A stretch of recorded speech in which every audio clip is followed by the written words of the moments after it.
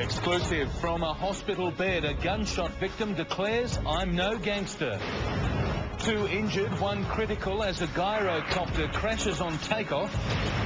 Canberra offers millions in aid, but distressed farmers selling stock by the thousand. And little Tyler Fishlock and his perfect best friend. Live from Melbourne, this is 7 News with Peter Mitchell. Good evening. A man shot twice at his Brunswick home has spoken exclusively to 7 News from his hospital ward, declaring he's no gangster.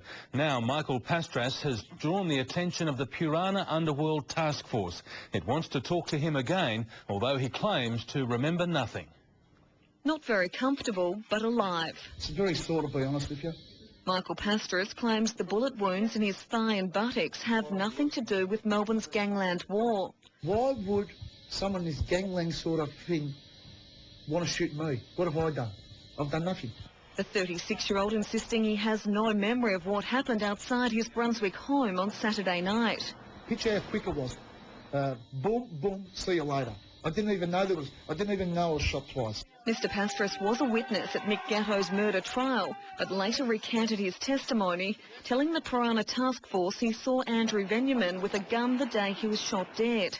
His brother Savas Pastros was also arrested at slain drug boss Lewis Moran's house with more than $40,000 cash.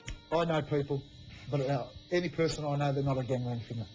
Mr Pastras says he's spoken out here from hospital to set the record straight so his family can be left alone. I just want to go home, take care of my son, look after me mum. She'd live happily ever after. The investigation has been taken over by the Purana Task Force, which is treating it as a random attack. The male is cooperative with police to a point. However, we're appealing to witnesses who may have heard or seen anything in the Brunswick area on Saturday night to come forward. Andrea Edwards, 7 News.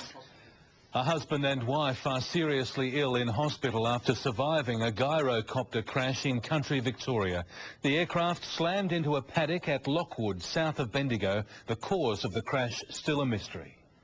The 2-seater gyrocopter was almost unrecognizable. Victoria is set to become the first state in Australia to ban the sale of lollies at government schools. We'll stop selling confectionery and sugary drinks by the 2009 school year. Critics now wondering if it's so important, why isn't it happening right after Christmas? Within 3 years, Victorian students won't find chocolate or chips in their canteen. A confectionery ban's being introduced as part of a radical overhaul of school menus. In Australia now, approximately 1 in 4 children are overweight or obese. Starting next year, canteens will offer everyday foods, including bread, fruit and vegetables and lean meat, with students asked to select carefully foods which are highly processed or commercially produced. And only twice a term will occasional foods be sold, which are high in fat and sugar. We did have to take into account that some canteens will have contracts with confectionery manufacturers that they need to honour. The strict guidelines aim to stop the trend toward bad eating. We've got to re-establish healthy norms, healthy nutritional norms for our kids. Otherwise, we'll just keep stuffing rubbish down their throats. I think lots of kids are really conscious about what they eat these days. Parents just hope they can afford the change. Because the reality is some people only have X amount of money in their pay packet, and a lot of the healthy options are a little bit out of people's reach. Confectionery can still be brought from home. The opposition believes the ban is more trouble than it's worth. The Education Department will begin checking schools for healthy food by the end of Term 1 next year. Margaret Decker, 7 News. Ahead in 7 News, Ford cuts production at 2 key Victorian plants to prevent layoffs. The Prime Minister's wife concedes she had cervical cancer. And what happened next? We'll show you. Like this, hard. Ella Callan, 7 News. Sports next with Sandy Robertson. Sandy, the assistant coaching merry-go-round continues. Never ends, Mitch, does it? No, you're quite right. More changes at both the Saints and the Blues today. Plus the fallout from Melbourne Victory's fiery encounter with Adelaide. And girl power, the ladies and their filly looking to reach racing's pinnacle. This sports report brought to you by the 12th FINA World Championships. Hello again. The Melbourne Victory is standing by captain Kevin Muscat after a fiery clash with Adelaide coach John Kosmina. It was the Victory's first loss of the season, but tempers flared well before the end of the match when Muscat and Kosmina went toe-to-toe on the sideline. This was Kevin Muscat and John Kosmina at half-time, but their relationship took a turn for the worse.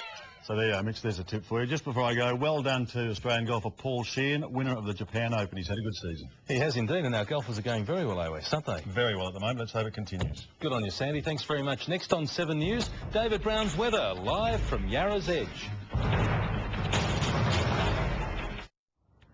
Yes, good evening. Dry and sunny conditions in Melbourne today, but it's warming up tomorrow, and there's also a little bit of rain on the way. In the city, we managed a top of 19.4 at the moment. It's 18 degrees, and we're in for a rather fresh night here in the city. In fact, a rather cold start to the day throughout most of Victoria tomorrow. Let's move on to the latest satellite information. The same old, actually. Clear sky across Victoria, but there is an upper-level trough producing that cloud across the interior. Some of that will hook up with that trough, which is now closing in on the state. It will eventually bring some patchy rain to Western Victoria late tomorrow.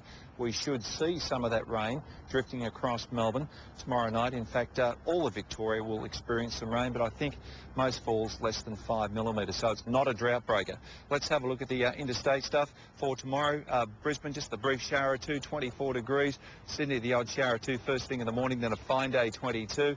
Adelaide, a late change and warming up too. Should reach 31 degrees during the afternoon. For Victoria, yes, it will be a cold night, then a warm and generally sunny day for most of the state. Winds freshening out of the north, a little bit of rain reaching the border areas late in the day. And as I said, we will get some rain in Melbourne tomorrow night. As for the bays, the winds will be from the north, gradually increasing around 15 to 20 knots during the morning, and we'll see waves gradually picking up to around about 1 metre. As for Melbourne, dry. That's the weather word. Cold tonight, sunshine tomorrow, though some high cloud will build up during the afternoon as we head for a warm top of 28 degrees, but some rain will develop around about midnight. Let's move on to the 7-day forecast now. There it is. Just a little bit of rain first thing Wednesday morning, then clearing up by the afternoon, 21. Thursday should be fine, 23 degrees. Then a late change for Friday around 22 degrees, and Saturday, just the odd shower or two sweeping through, and 18 degrees. So a warm one tomorrow, Mitch, top of 28 degrees. Fingers crossed we'll get some good rain tomorrow night, because we do need it. Yes, indeed. Thanks very much, David. And that's the way it is this Monday, the 16th of October. Thanks for your company. Today Tonight is next with Naomi Robson. For now, from the 7 News team, good night.